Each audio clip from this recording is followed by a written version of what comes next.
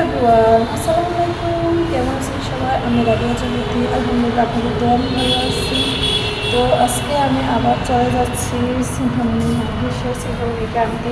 সকালে দিয়ে আসার পরে কী করলাম আমি আচ্ছা, ওর অনেক কাপড় চোপড় ছিল, ওগুলো ধুইছে। তারপর বিয়েতে ঘরে যা টুকটাক কাজ ছিল ওইটু করছে, আর বাকি কাজগুলো রয়েছে। কারণ চিন্তামণি মাদ্রাসার অল টাইম হয়ে গেছে, এখন যাই আনতে হবে। কারণ বেশি কাজ করতে পারি না। সোনায় অনেক কান্নাকাটি করছিল, সোনাইকে নিয়ে ঘুরছি, ঘরে ঘুম পাড়াবার ট্রাই করছি, কিন্তু তুই তো ঘুমাইবো না। ওর চোখ এভাবে করে চাই থাকে, মানে এত দুষ্ট হয়েছে আমার ছেলেটা।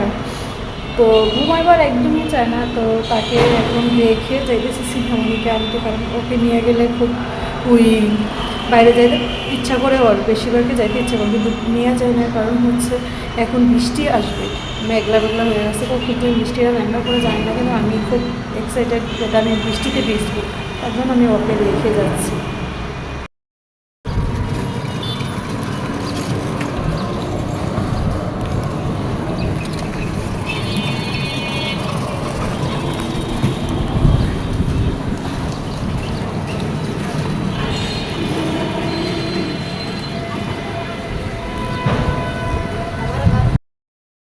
আমার অবস্থা খুবই খারাপ, ঘেমে একদম একাকার হয়ে আসছে। আর রাস্তা এত সাউন্ড, কারণ হচ্ছে অনেক জ্যাম লেগে গেছে। তো জ্যামের কারণে অনেক সাউন্ড, যদি রানিং গাড়িটা থাকে ওই গাড়িটাতে এত সাউন্ড লাগে না।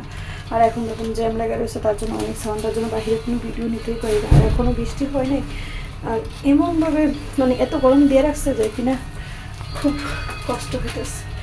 পুরো শরীরে মেয়ে গেছে গা। এখন আসছি লিফটে যাইতেছি বাসায়, যে একদম ক্লান্ত হয়ে পড়বো।